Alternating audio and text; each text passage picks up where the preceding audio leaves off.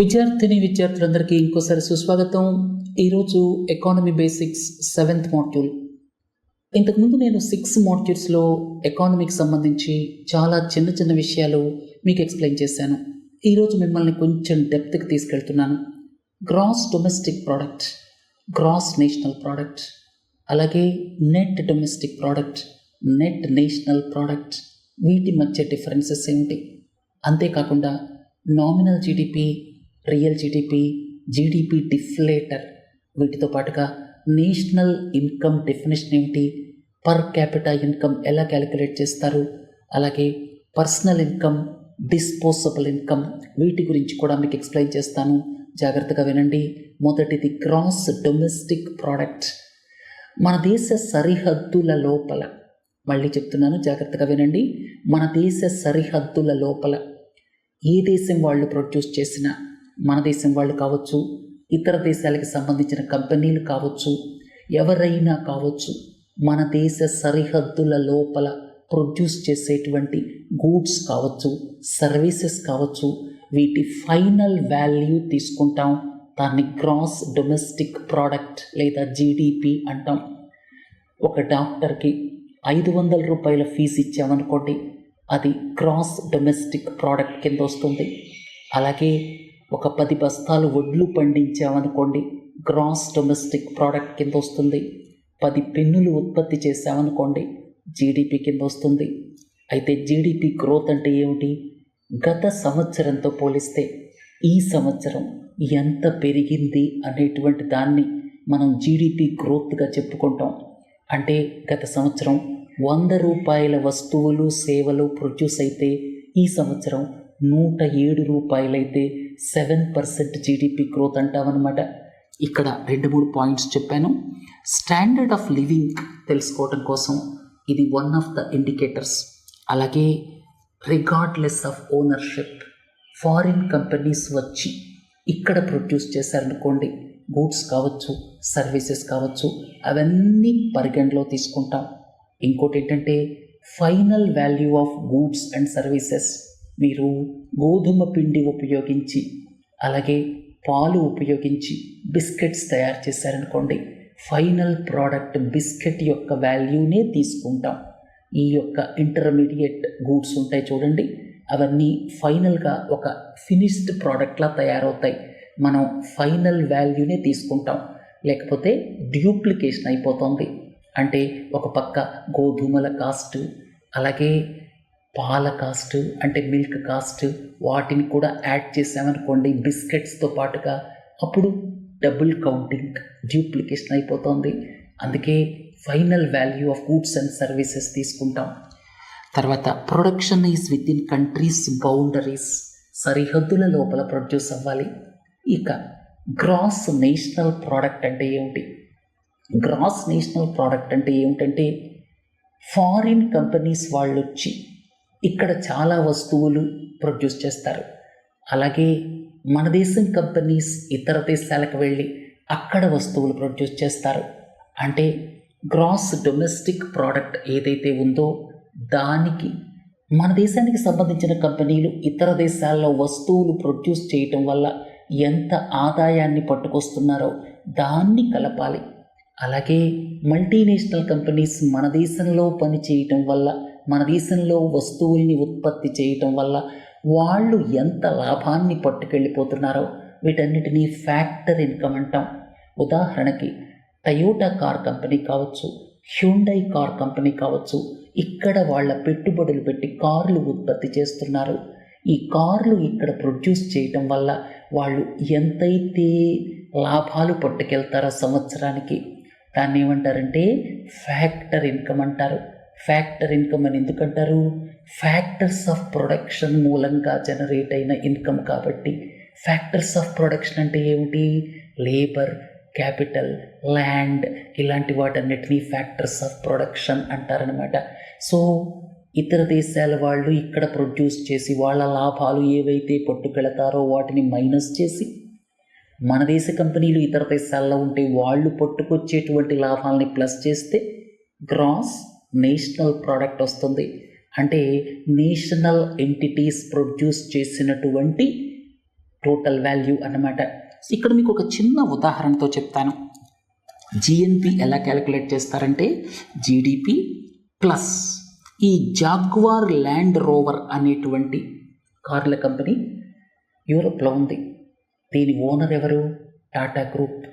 వీళ్ళు యూరోప్లో కార్లు ప్రొడ్యూస్ చేస్తారు. అలాగే కోరస్ స్టీల్, ఇది యూరోప్లో ఉంది. దీని ఓనర్ ఎవరు? టాటా గ్రూప్. మరి టాటా గ్రూప్ ఇతర దేశాల్లో కంపెనీలు ఎస్టాబ్లిష్ చేసింది కదా, వాళ్ళకి లాభాలు వస్తే పట్టుకు రావాలి కదా. ఎస్, ప్రతి సంవత్సరం వాళ్ళకి వచ్చిన లాభాలను తీసుకొచ్చేస్తారు, మన దేశానికి యాడ్ అయిపోతుంది. అలాగే హ్యుండై కొరియాది, టయోటా జపాన్ది, వాళ్ళు ఇక్కడ కార్ల కంపెనీలు పెట్టారు. వీళ్ళు ఏం చేస్తారంటే సంవత్సరం తిరిగి వచ్చిన తర్వాత వాళ్ళకు వచ్చిన లాభాలని అంటే ఫ్యాక్టర్ ఇన్కమ్ని పట్టుకెళ్ళిపోతారు. దాన్ని మైనస్ చేయాలి. ఇక్కడ మన దేశ సంస్థలు ఇతర దేశాల్లో ఉత్పత్తి చేసినందుకు గాను వచ్చేటువంటి ఫ్యాక్టర్ ఇన్కమ్ని ప్లస్ చేస్తాం. అలాగే ఫారిన్ మల్టీనేషనల్ కంపెనీస్ మన దేశంలో ఉత్పత్తి చేసినటువంటి ఏదైతే ప్రోడక్ట్స్ ఉన్నాయో వాటి మీద పట్టుకెళ్ళేటువంటి ఇన్కమ్ని మైనస్ చేస్తాం. అప్పుడు గ్రాస్ నేషనల్ ప్రోడక్ట్ వస్తుంది. కాబట్టి గ్రాస్ నేషనల్ ప్రోడక్ట్ అంటే GDP plus factor income from abroad. ఓవరాల్గా నెట్గా చూస్తే ప్లస్ అవ్వచ్చు, మైనస్ అవ్వచ్చు. మన దేశానికి సంబంధించినంత వరకు ఫారిన్ మల్టీనేషనల్ కంపెనీస్ మన దేశంలో ఎక్కువ ఉన్నాయి కాబట్టి ఫ్యాక్టర్ ఇన్కమ్ బయటికి వెళ్ళేదే ఎక్కువ ఉంటుంది. కాబట్టి గ్రాస్ నేషనల్ ప్రోడక్ట్ జీడిపి కంటే తక్కువ ఉంటుంది అనేటువంటి విషయాన్ని గుర్తుపెట్టుకోండి. సరే, గ్రాస్లో డొమెస్టిక్ ప్రోడక్ట్ గురించి నేర్చుకున్నాం, అలాగే గ్రాస్ నేషనల్ ప్రోడక్ట్ గురించి నేర్చుకున్నాం.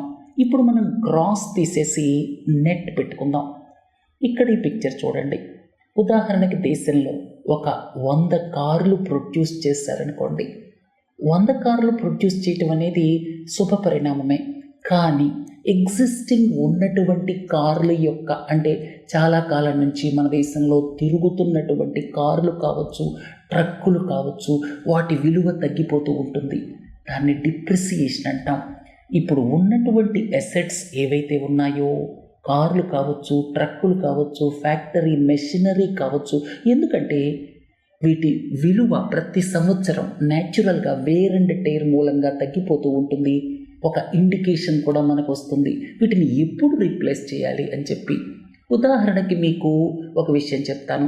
100 కార్లు ప్రొడ్యూస్ చేశారు, బాగానే ఉంది. 10 కార్లు ఉన్నటువంటి 10 కార్లు పనికి రాకుండా పోయాయనుకోండి. అప్పుడు మనం 100 కార్లు ప్రొడ్యూస్ చేసినప్పటికీ కూడా తిరిగేటువంటివి 90 ఉంటాయి. ఎందుకంటే 10 ఇప్పుడు తిరుగుతున్నటువంటివి స్క్రాప్ కింద వెళ్ళిపోతున్నాయి. అందుకని net domestic product, net national product అన్నప్పుడు మనం ఈ డిప్రిసియేషన్ ఏదైతే ఉందో దాన్ని పరిగణనలోకి తీసుకుంటామన్నమాట. ఇక్కడ ఏంటంటే monetary value of asset, car కావచ్చు, ట్రక్కు కావచ్చు, అలాగే ఫ్యాక్టరీ ఎక్విప్మెంట్ కావచ్చు, మెషినరీ కావచ్చు, వాటి విలువ తగ్గిపోతూ ఉంటుంది.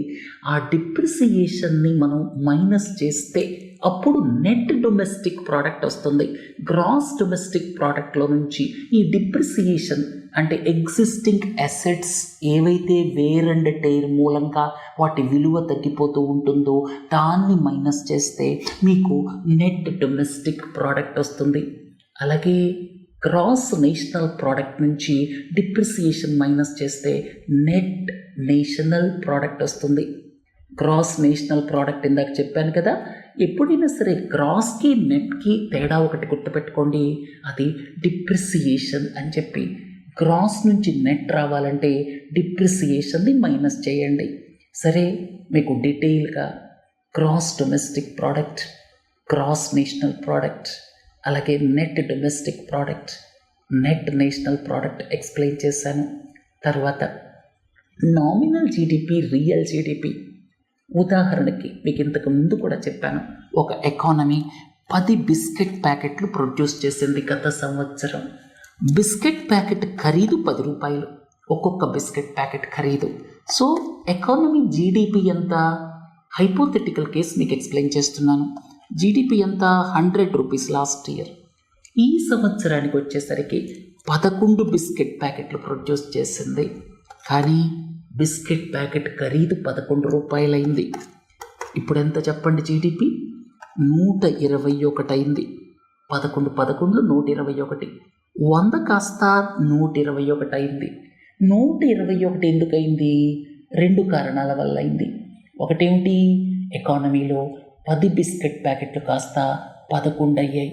అంటే 10% ఉత్పత్తి పెరిగింది. అంతేకాకుండా 10 రూపాయల బిస్కెట్ ప్యాకెట్ కాస్ట్ కాస్త 11 రూపాయలైంది.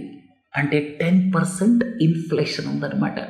ఇక్కడ 10% ఇన్ఫ్లేషన్ ఉండటం మూలంగా, అలాగే 10% రియల్ జీడిపి గ్రోత్ ఉండటం మూలంగా మీకు ఎకానమీ 100కి బదులుగా 121 కనబడుతుంది.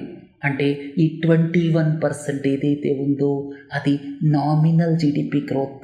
నామినల్ జీడిపి గ్రోత్ అంటే రెండిటి ద్వారా ఉంటుంది. అసలు ఉత్పత్తి పెరగటం, అలాగే ఇన్ఫ్లేషన్. ఈ రెండింటినీ పరిగణలో తీసుకుంటే నామినల్ జీడిపి అవుతుంది. ఆ ఇన్ఫ్లేషన్ ఎఫెక్ట్ని తీసేస్తే అది రియల్ జీడిపి అవుతుందన్నమాట. సో రియల్ జీడిపికి నామినల్ జీడిపికి మధ్య ఉన్నటువంటి ఇదేంటంటే జీడిపి డిఫ్లేటర్. అంటే మన ఎకానమీలో ప్రొడ్యూస్ చేసేటువంటి గూడ్స్ అండ్ సర్వీసెస్ ఏవైతే ఉన్నాయో వాటన్నిటికీ సంబంధించి ఇన్ఫ్లేషన్ ఎఫెక్ట్ మొత్తం తీసేస్తే రియల్ జీడిపి వస్తుంది. ఇన్ఫ్లేషన్ ఎఫెక్ట్ మనం పరిగణలో తీసుకోకుండా ఎంత గూడ్స్ అండ్ సర్వీసెస్ ప్రొడ్యూస్ అయ్యాయి అని చూస్తే నామినల్ జీడిపి వస్తుంది. నామినల్ జీడిపికి ఇంకొక పేరు ఏంటంటే GDP measured at current prices. అలాగే రియల్ జీడిపి ఏదైతే ఉందో real GDP measured at constant prices. అర్థమైంది కదా? నామినల్ జీడిపి అంటే GDP measured at current prices, real GDP అంటే GDP measured at constant prices. Inflation ఎఫెక్ట్ని తీసేస్తారు. తీసేయటానికి nominal GDP by real GDP into 100 చేస్తే జీడిపి డిఫ్లేటర్ వస్తుంది. జీడిపి డిఫ్లేటర్ని ఉపయోగించి మనం రియల్ జీడిపిని కనుక్కుంటాం. తర్వాత ఇంకోటి ఏంటంటే ఈ రియల్ జీడిపి అనేటువంటిది యాక్చువల్గా ఎకానమీ ఎలా పెర్ఫామ్ చేసింది అనేటువంటిది తెలుసుకోవడానికి మనకి ఉపయోగపడుతుంది. ఉదాహరణకి 2023-24 ఆర్థిక సంవత్సరం తీసుకున్నాం అనుకోండి, రియల్ జీడిపి గ్రోత్ 8% కంటే ఎక్కువ ఉంది. అదే నామినల్ జీడిపి తీసుకుంటే 10-11% ఉండొచ్చు. నేను యాక్చువల్ ఫిగర్స్ చెప్పటం లేదు. సో ఈ డిఫరెన్స్ ఏమిటి? జీడిపి డిఫ్లేటర్ అనమాట. ఒకవేళ ఇన్ఫ్లేషన్ ఎక్కువ ఉందనుకోండి, ఇన్ఫ్లేషన్ బాగా ఎక్కువ ఉంటే అప్పుడు నామినల్ జీడిపికి రియల్ జీడిపికి మధ్య గ్యాప్ పెరిగిపోతుందన్నమాట. సరే, ఇవన్నీ చెప్పుకున్న తర్వాత నేషనల్ ఇన్కమ్ మీరు ఎన్సీఈఆర్టీ టెక్స్ట్ బుక్స్లో చూస్తే నేషనల్ ఇన్కమ్ ఎలా క్యాలిక్యులేట్ చేస్తారు? నేషనల్ ఇన్కమ్ అంటే ఏంటంటే ఇక్కడ net national product at factor cost. దీని డెఫినేషన్ ఎన్సీఈఆర్టీ బుక్ ప్రకారం net national product at factor cost అంటే simple. Net national product at market prices అంటే nominal prices. Net national product అంటే ఇంతకు ముందే నేను ఎక్స్ప్లెయిన్ చేశాను. గ్రాస్ డొమెస్టిక్ ప్రోడక్ట్ నుంచి ఫ్యాక్టర్ ఇన్కమ్ మనకి వచ్చేది పోయేది అకౌంట్ చేసి ఫ్యాక్టర్ ఇన్కమ్ని తీసేస్తే, లేకపోతే నెట్ పాజిటివ్ అయితే కలుపుతాం, నెట్ నెగిటివ్ అయితే తీసేస్తాం. సో అప్పుడు మీకు గ్రాస్ నేషనల్ ప్రోడక్ట్ వస్తుంది. గ్రాస్ నుంచి నెట్ రావాలంటే డిప్రిసియేషన్ తీసేస్తాం. అప్పుడు net national product at market prices వస్తుంది. అర్థమైంది కదా? దాని నుంచి ఇండైరెక్ట్ ట్యాక్సెస్ తీసేసి సబ్సిడీస్ కలిపితే, మళ్ళీ చెప్తున్నాను, net national product at market prices నుంచి ఇండైరెక్ట్ ట్యాక్సెస్ తీసేసి సబ్సిడీస్ కలిపామనుకోండి, అప్పుడు ఏమవుతుంది? మీకు నేషనల్ ఇన్కమ్ వస్తుంది. నేషనల్ ఇన్కమ్కి ఇంకొక పేరు ఏంటంటే net national product at factor cost. అర్థమైంది కదా? Net national product at market prices minus indirect taxes plus subsidies. ఇది నేషనల్ ఇన్కమ్. ఇక పర్ క్యాపిటల్ ఇన్కమ్ ఎలా క్యాలిక్యులేట్ చేస్తారు? National income divided by mid year population. ఆ సంవత్సరం మధ్యలో ఎంత పాపులేషన్ ఉంది అనే దాంతో డివైడ్ చేస్తే మీకు పర్ క్యాపిటా ఇన్కమ్ వస్తుంది. పర్ క్యాపిటా ఇన్కమ్ అనేది ప్రస్తుతం మన దేశానికి దాదాపుగా $2,300 $2,400 ఆ రేంజ్లో ఉంది. మీ అందరికీ తెలిసిన విషయమే. తర్వాత ఇక్కడ మీకు డీటెయిల్గా ఎక్స్ప్లెయిన్ చేశాను. జిఎన్పి ఎట్ మార్కెట్ ప్రైసెస్ అంటే గ్రాస్ నేషనల్ ప్రోడక్ట్ అంటే ఏమిటి మీకు ఇంతకుముందే చెప్పాను కదా. Net factor income from abroad జీడిపికి కలపాలి. తర్వాత నెట్ నేషనల్ ప్రోడక్ట్ కావాలంటే డిప్రిసియేషన్ని తీసేయాలి. అప్పుడు మీకు net national product at market prices వస్తుంది. దానికి మీరు సబ్సిడీస్ కలిపి ఇండైరెక్ట్ ట్యాక్సెస్ తీసేస్తే నేషనల్ ఇన్కమ్ వస్తుంది. నేషనల్ ఇన్కమ్కి ఇంకొక పేరు net national product at factor cost. తరువాత తరచుగా మీకు 2 వినపడుతూ ఉంటాయి. ఒకటేంటంటే పర్సనల్ ఇన్కమ్, అలాగే డిస్పోజబుల్ ఇన్కమ్. పర్సనల్ ఇన్కమ్ అలాగే డిస్పోజబుల్ ఇన్కమ్, ఈ రెండింటి మధ్య తేడా ఏమిటి? పర్సనల్ ఇన్కమ్ అంటే ఏమిటంటే నేషనల్ ఇన్కమ్, తర్వాత ఒక వ్యక్తిని తీసుకున్నాం అనుకోండి, పర్ క్యాపిటా ఇన్కమ్ తీసుకోండి. ఇక్కడ ఇది నేషనల్ ఇన్కమ్ అంటే దేశం మొత్తానికి తీసుకుంటున్నాం. సో పర్సనల్ ఇన్కమ్ అన్నప్పుడు పర్ క్యాపిటా ఇన్కమ్ తీసుకుని పర్ క్యాపిటా ఇన్కంలో నుంచి సోషల్ సెక్యూరిటీ కాంట్రిబ్యూషన్స్ మైనస్ చేయాలి. అలాగే అన్డిస్ట్రిబ్యూటెడ్ కార్పొరేట్ ప్రాఫిట్స్ మైనస్ చేయాలి. ఇక్కడ పర్సనల్ ఇన్కమ్కి అలాగే పర్ క్యాపిటా ఇన్కమ్కి డిఫరెన్స్ చెప్తున్నాను. ఇక్కడ నేషనల్ ఇన్కమ్ అంటే మీరు పర్ క్యాపిటా ఇన్కమ్ అనుకోండి, ఒక వ్యక్తి గురించి మాట్లాడుతున్నాం కాబట్టి.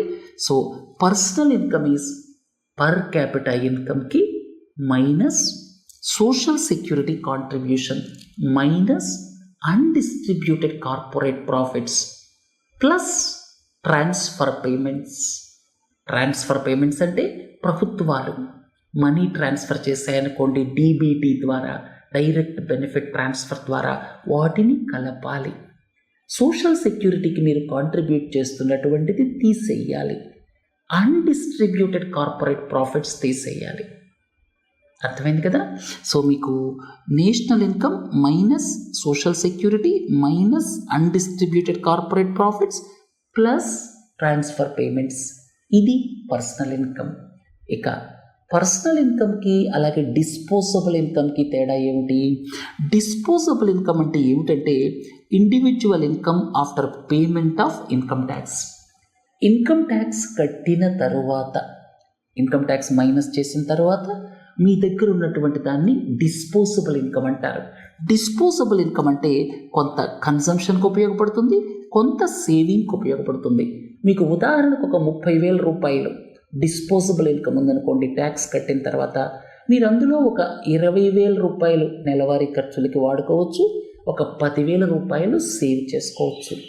అర్థమైంది కదా. చాలా ఇంపార్టెంట్ విషయాలు మీకు ఎక్స్ప్లెయిన్ చేశాను. ముఖ్యంగా నేషనల్ ఇన్కమ్ అంటే ఏమిటి, అలాగే పర్సనల్ ఇన్కమ్ అంటే ఏమిటి, అలాగే డిస్పోజబుల్ ఇన్కమ్ అంటే ఏమిటి, వీటి మధ్య డిఫరెన్సెస్ జాగ్రత్తగా గుర్తుపెట్టుకోండి.